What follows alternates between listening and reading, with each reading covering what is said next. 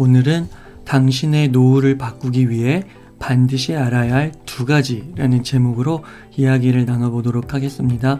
오늘 참고할 책은요, 김경록 소장님의 1인 일기입니다. 요즘에 엄청난 양적 완화를 했죠. 그리고 초저금리 시대를 맞이했습니다. 3월 15일, 16일 이렇게 해서 미국은 이제 0%에서 0.25%, 한국은 0.75%, 그러니까 이제 초저금리 시대, 제로금리 시대가 열렸습니다. 그러니까 저축과 예금은 이제 의미를 상실했죠. 그리고 코로나 이후에 개인의 삶, 기업, 경영, 정부 역할이 다 바뀐다. 코로나 임팩트라고 해서 새로운 질서가 온다. 이런 이야기들이 나오고 있습니다. 한마디로 여러분 이제 미래는 불확실성이 더 커져가는 것 같아요. 이 말은 즉 이러한 거대한 흐름 속에서 우리 개인들도 잘 적응하고 또 생존을 해야 된다는 것이죠. 그래서 한마디로 생애 설계가 다시 필요하다는 점을 강조하지 않을 수가 없는 것 같습니다. 특히 이제 한 개인에게는 이러한 거대한 변화와 함께 또 수명이 연장됨으로써 길어진 노후까지 생각해야 한다는 것이죠. 너무 구체적으로 또 노후를 너무 막 세밀하게 고심하면서 그렇게 고민할 필요는 없지만 큰 틀은 미리미리 잡아놔야 그런 불확실성이 더 커지는 시대에 그나마 조금의 안정감을 더할 수 있다라는 그런 말입니다. 그래서 이에 대해서 김경록 소장님, 미래에셋 은퇴연구 소장님이신데요. 이분이 1인 일기라는 아주 좋은 책을 쓰셨어요. 이 책의 중간에 한 대목을 보면은요, 많은 분들이 이제 김경록 소장님에게 이렇게 물으신대요. 아무래도 이제 은퇴 연구소장을 맡고 계시니까 집과 금융자산을 합해서 얼마 정도가 되면 노후에 충분한가요? 이렇게 묻는다라는 거죠. 김경록 소장님은 이 질문에 대해서 탁 뭐라고 이야기를 하다가도 딱 이런 포인트를 지목하십니다. 이게 궁금하긴 하겠지만 이 질문은 앞으로 우리가 맞이할 100세 시대에는 그렇게 중요한 질문이 아니라는 거예요. 5억이다, 10억이다. 딱 이 금액을 알려주면서 노후에 은퇴하기 전까지 10억을 버세요. 이렇게 말하는 게 일견, 타당하고 궁금할 수는 있지만 아주 궁극적인 행복한 노후를 위해서 던져야 될 질문과 답은 아니라는 거예요. 이 금액이 최종 목표가 되어서는 안 된다는 것입니다. 왜냐? 미래의 불확실성이 크다고 했죠? 어떠한 변수들이 더 많이 개입될 여지가 크다고 할 수 있겠죠? 무엇보다 이 5억과 10억이 소위 똥값이 될 수 있기 때문이에요. 왜? 불확실성이 커지고 초저금리 시대가 되고 수명이 더 연장되면서 너무 다양한 그 변수들이 오면서 이것 변수들끼리 또 영향을 주고받으면서 또 새로운 변수를 내고요. 레이 달리오라고 미국 헤지펀드 계획 대부가 이런 말을 했잖아요. 너무 양적 완화를 하니까 돈을 찍어내니까 달러는 쓰레기라고요. 그러니까 이런 말에 빗대어 봤을 때 딱 이렇게 5억, 10억 이렇게 말하는 것은 큰 의미가 없다라는 거죠. 그러면 여러분 노후에 무엇이 중요할까요? 우선 책에 2사람의 예가 나옵니다. 그 2사람의 예, 이야기를 통해서 그 대답을 한번 찾아가 보도록 할게요. A와 B가 나오는데요. A는 자산이 많습니다. 집이 10억 정도고요. 그리고 금융자산, 예금, 주식, 채권 이런 거 등등 해서 10억을 가지고 있어요. 그러니까 이제 금리 5%이면 이 금융자산에서 말하는 거죠. 금리가 5%면 10억에 5%니까 연간 최소 5천만 원을 벌 수 있다는 것이죠. 그러면 한 달에 400만 원 정도를 받을 수가 있는 거예요. 이 A는요. 그리고 만약에 집을 줄여가지고 10억에서 5억으로 줄이면 어떻게 되나요? 추가로 한 200만 원은 더 이자로 확보가 가능하다라는 겁니다. 그러면은 400만 원은 기본이고 집을 줄이면 600만 원까지 받을 수가 있겠죠? 여러분 한번 생각해 보세요. 만약 내가 은퇴 후에 한 달에 400에서 600 정도를 받게 되면 노후 걱정이 있을까요? 없을까요? 있으실 것 같으세요? 없으실 것 같으세요? 예, 보통은 없다라고 생각을 한다는 거죠. 이 A 역시도 없다라고 생각을 했다라는 겁니다. 자, 그런데 우리가 앞서서도 이야기했지만 이 불확실성의 시대에 다양한 변수들이 이제 개입하기 시작하는 겁니다. 첫 번째, 금리가 5%에서 1.5%로 하락을 해버렸어요. 초저금리 시대에는 아예 제로금리로 가죠. 그러면 어떻게 되느냐? 이자 수입이 매월 400만 원 나온다고 했잖아요. 근데 그게 130만 원이 채 안 되게 줄어버립니다. 약 270만 원이 날아가 버려요. 절반 이상이. 여기에 또 친구가 개입하는 거예요. 한 2억 원 자본금만 대라고요. 내 사업에. 그러면 매월 300만 원 월급을 줄 수 있을 뿐만 아니라 부사장 자리까지도 주겠다고 한 겁니다. A는 이 300만 원이라는 그리고 부사장이라는 이런 직책에 혹해서 이 2억 원의 자본금을 댑니다. 그러다가 사업 자금을 댔다가 몽땅 날려버리게 되었어요. 또 사업하는 아들이 부도를 막아야 한다고 해서 1억 원을 주었는데요. 또 결국 부도가 나고 만 거예요. 그리고 딸이 결혼하는데 조건 좋은 신랑을 만나서 가는 터라 어찌어찌 우여곡절을 겪은 다음에 전세자금, 혼수 등 해가지고 3억 원을 써버린 겁니다. 이것만 잘해주면 딸이 평생 행복하게 살 것 같았거든요. 자, 그러면 이제 어떻게 된 건가요? 이 A의 자산은 이제 집 10억 원에서 금융자산 4억 원이 돼버린 겁니다. 10억이었는데 6억이 줄어버렸죠? 만약 금융자산 4억 원에서 이제 1.5%의 이자를 받는다고 하면 월 50만 원 정도밖에 받지를 못하는 거예요. 원래는 10억에서 5%여서 400만 원까지 바라볼 수 있었는데 이게 초저금리 시대에 이제 50만 원밖에 안 된다라는 거죠. 매월 400만 원의 목표가 달성되었다고 생각했는데 이제 매월 50만 원으로 줄어버리게 된 것입니다. 그러니까 시간이 흐르면서 어떤 변화를 겪게 된 건가요? 첫 번째, 대외적으로 아주 큰 흐름, 초저금리. 그쵸? 지금 이미 벌어졌죠? 미국에서 0에서 0.25%, 우리나라 0.75%. 그리고 뒤늦은 사업 창업해서 사업 자금을 날리고.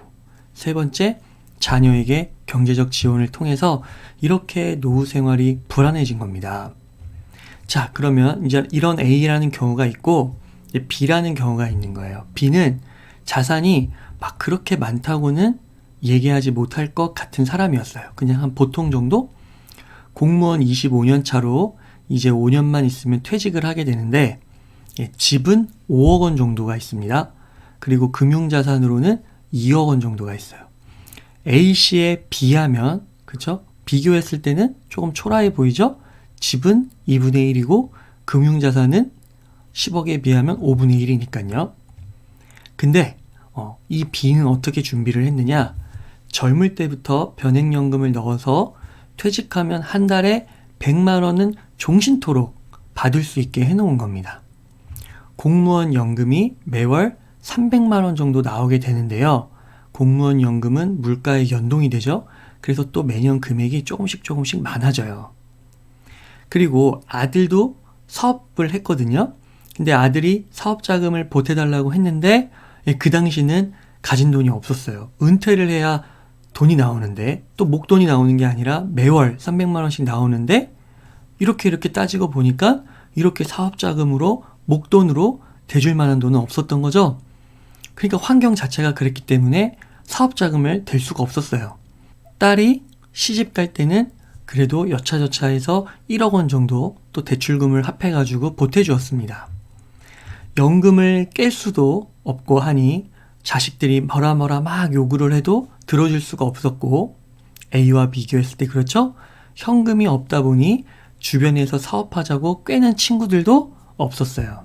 그런데 이제 B씨는 퇴직을 하면 평생 400만 원 정도를 받게 됩니다. 왜? 그쵸? 공무원 연금으로 300을 받고 변액연금으로 100만 원을 받죠? 그래서 여기서 공무원 연금 300만 원은 또 물가가 오르면 받는 금액도 증가하는 물가 연동 연금이에요. 자, 여기서 아주 놀라운 일이 벌어지는 거죠. 이 400만 원이 매월 꼬박꼬박 들어오는데 이거를 그죠? 자산으로 환산을 하면 은행에 약 20억 원을 둔 금액이 된다라는 겁니다. 보세요. A랑 B가 있는데 A가 분명 자산이 많죠? 집도 있고 부동산도 많고 금융소득도 많아요. 근데 B는 그렇지 않죠. 집은 2분의 1이고 금융소득은 5분의 1인데 이거를 과정상에서 잘 설계를 했더니 노후에는 어떻게 된 거예요? 무려 20억 원이라는 자산이 은행에 있는 것과 같은 효과를 본다는 거죠. 오히려 자산이 적은 B가요. 자, 어떻게 이런 일이 벌어질 수 있었을까? 이 둘의 차이가 뭘까? 핵심은 바로 이것이라는 겁니다. 이것이 바로 김경록 소장님께서 1인 1기에서 또 강조해서 말하고 있는 거예요. 그게 뭐냐? 바로 A씨는요, 생애 설계를요, 자산을 중심으로 설계해 왔어요. 이에 반해서 B씨는요, 소득 중심으로 설계를 해왔습니다. 그러니까 자산 중심의 설계와 소득 중심의 설계가 이렇게 있는 건데 앞으로의 시대에는 뭐가 더 강력하다라는 거예요? 바로 소득 중심의 설계가 강력하다라는 겁니다. 그 이유는 무엇이냐? 시간이 흐르면서 환경의 변해도 불확실성에 많이 노출이 돼도 소득 기준으로 세운 노후 준비가 자산 중심으로 설계된 노후 준비보다 훨씬 강력하다라는 것이죠. 이처럼 앞으로의 100세 시대는요, A가 아닌 B씨처럼 소득을 중심으로 노후 설계를 해 놓아야 된다는 것입니다. A씨처럼요, 자산 중심으로 설계하면 구체적으로 다음과 같은 문제가 발생을 합니다. 첫 번째는 예상보다 수명이 더 길어질 수 있죠? 그러면 수명이 길어지면 수명 리스크에 더 노출이 됩니다. 무슨 말이냐? 예를 들어 내가 10년을 더 살게 된 거예요. 근데 매월 300만 원 정도가 들어가죠? 근데 10년을 더 살게 되면 어떻습니까? 1년에 3,600만 원이 되고 10년이면 3억 6천만 원이 더 들어가죠? 그러니까 내가 수명이 늘어나면 늘어날수록 그것과 함께 비례해서 내가 필요로 하는 돈의 액수도 굉장히 크게 늘어나는 거예요. 이렇게 3억 6천만 원이 더 필요해지는 것처럼요. 게다가 금리가 하락하면 어떻게 되냐? 이 이자 수입은 더 줄어들겠죠? 5%일 때는 5억 원 자산에서 한 매년 2,500만 원 정도 소득을 벌 수 있었는데 이게 1%로 하락하면 제로금리로 가게 되면 500만 원 이하로 5분의 1의 소액에 불과하다는 겁니다. 이거를 거꾸로 말하면 매년 2,500만 원의 이자 소득을 만들기 위해서는 5% 금리일 때는 내가 은행에 5억 원만 있으면 되는데 1% 금리일 때는 25억 원이나 필요가 하다라는 거죠. 그러니까 초저금리 시대에는 이 생활을 위한 이자에 매우 민감할 수밖에 없다라는 것입니다. 여기에 더하기 보유자산의 가격까지 하락할 수가 있어요. 왜? 수명이 늘어나면 그만큼 살아갈 날들, 시간이 증가된다는 것이고 그 늘어난 시간만큼 자산 하락 리스크에 더 노출이 되죠. 경기는 사이클이 있잖아요. 순환을 하니까요. 그러니까 집값 부동산도 위험에 노출될 수가 있다는 겁니다. 지금 시기가 거래량이 없으면서 부동산 가격이 어떻게 될지 앞으로 어떻게 될지 조금 리스크가 커졌다고 하잖아요. 이런 것과 같은 현상에 더 많이 노출될 것이라는 거죠. 오래 살면 살수록. 그렇게 되면 자산 가격이 하락한다고 했을 때 거기서 나오는 소득도 당연히 줄어들겠죠. 그러니까 핵심은 뭐예요? 이 노후 설계의 목표를, 생애 설계의 목표를 자산이 아니라 소득으로 잡아야 된다는 거예요. 근데 아까 B씨처럼, B씨는 어떤 거예요? 공무원 연금이고 변액연금으로 설계를 해두니까 어떻게 되는 겁니까? 죽을 때까지 나오는 거예요. 10년 더 살든 20년 더 살든 큰 문제가 없죠? 그래서 이런 미래의 불확실성, 리스크를 평가할 때 우리가 이제 머릿속에 패러다임을 바꿔야 돼요. 그 프레임, 자산이 아닌 소득 관점으로 접근을 해야 된다는 겁니다. 소득 관점. 자, 그러면 소득 관점이라는 게 뭘까 조금 더 구체적으로 알아보자고요. 소득에는 무슨 종류가 있을까 따져보면 되겠죠? 소득에는 근로소득이 있고요. 이자소득, 배당소득, 임대소득, 양도소득, 사업소득 등이 있습니다. 그렇겠죠? 다 들어보셨죠? 한 번쯤은. 소득의 근간이 되는 것은 무엇일까? 근로소득부터 사업소득까지 여러 가지의 소득이 있는데 이것을 창출하는 그 소득의 근간, 바로 사람, 부동산, 금융자산이겠죠? 사람. 내가 만약에 은퇴를 하고서도 재취업을 하든 아니면 사업체를 차리든 프리랜서로 일을 해서 소득을 벌 수 있다면 근로소득이 계속 생기는 거죠. 부동산. 뭐 내가 상가를 갖고 있든 임대를 줄 수 있는 곳이 있다면 또 돈이 나올 거고. 그리고 금융자산. 주식에서 배당을 얻을 수도 있고 시세 차익을 또 얻을 수도 있겠죠. 그리고 채권에서 이자도 받을 수 있고요. 이런 식으로 소득의 근간, 이거를 더 튼튼하게 만들어야 된다는 거예요. 자, 여기에 한 발자국 더 깊이 들어가서 이러한 다양한 소득의 근간에서요. 뭐가 가장 중요할까요? 가장 중심적인 위치를 차지해야 하는, 그래서 지금부터 우리가 시간적 여유가 있을 때 더 집중해서 강화해야 될 소득의 근간이 무엇일까요? 여러분 뭐라 생각하세요? 김경록 소장님은 바로 근로소득이라고 이야기를 하는 거예요. 만일 우리가 노후에도요, 일을 멈추지 않고 계속해서 근로소득을 벌어들일 수 있다면 훨씬 용이하게 노후 준비를 할 수 있다는 거죠. 내가 은퇴를 하고 또 일을 하라고? 이렇게 생각하지 말고 정말 내가 즐겁게 그리고 잘하는, 그러면서도 젊었을 적에 막 밤새면서 야근하면서 하는 그런 일이 아니라 몇 시간 파트타임이라도 즐겁게 일할 수 있는 그런 일을 찾으라는 거죠. 지금부터 이렇게 쭉 연결지어서 생각해 보라는 겁니다. 그래서 더 구체적으로 말한다면 근로소득은 단순 근로직이나 소자본 창업을 하는 것보다는, 그러니까 예를 들어 뭐 음식점이나 뭐 베이커리나 이런 거를 창업하기보다는 기술에 기반을 두라는 거예요. 기술. 자, 여기서의 기술은 테크놀로지가 아니라 이런 겁니다. 쉽게 말해서 기계가 대체할 수 없는 이런 손기술 있잖아요. 인간의 신체, 사지를 이용해서 뭔가를 만들어낼 수 있는 거. 그런 손기술. 그리고 인간의 심리, 감성, 이런 부분들은 기계가 침투할 수가 없잖아요. 쉽게 들어올 수가 없잖아요. 그래서 이런 인간의 심리, 감성을 통해 돈을 버는 것을 말하는 겁니다. 이게 기술이에요. 다시 손기술과 인간의 심리, 감성을 통해 돈을 벌 수 있는 거. 이게 기술인데 이 기술을 지금부터 생각하면서 준비하라는 거죠. 4차 산업혁명 시대, AI 시대에 인간을 대체할 수 있는 직업군들이 많이 나오고 조사가 되었잖아요. 그래서 뭐 세무사, 회계사, 애널리스트, 기업 분석가 이런 사람들도 이게 만만치가 않다, 이런 보고서 자료들이 있잖아요. 그래서 보니까 AI, 대체 확률 낮은 직업, 자동화가 되게 어려운 그런 것들을 쭉 이렇게 살펴보니까 공통점이 있었다라는 거죠. 그게 뭐예요? 바로 좀 전에 언급드렸던 그런 겁니다. 손으로, 사지로 가치를 창출할 수 있는 직업, 그리고 인간의 심리, 감성과 관계된 영역이었다라는 거죠. 그래서 뭐 빅데이터 분석가 이런 거 외에도 어떤 것이 있냐? 교사, 목사, 의사, 변호사, 벽돌공, 그쵸? 그리고 인간의 몸으로 춤, 무용가, 배우, 연기자 이런 것들이 될 수가 있다라는 거예요. 그러니까 지금부터 내가 잘 준비해서 이런 인간의 감성과 관계, 그리고 손, 몸 이런 것과 관련된 직업, 그런 것과 연계해서 한번 생각을 해보라는 거죠. 이 1일 일기 책에는 굉장히 구체적으로 실버 강사라는 것도 나와 있어요. 실버 강사. 이게 뭐냐면 이제 실버는 은퇴 후를 살아가는 분들을 지칭하는 거죠. 그분들이 가르치는 거예요.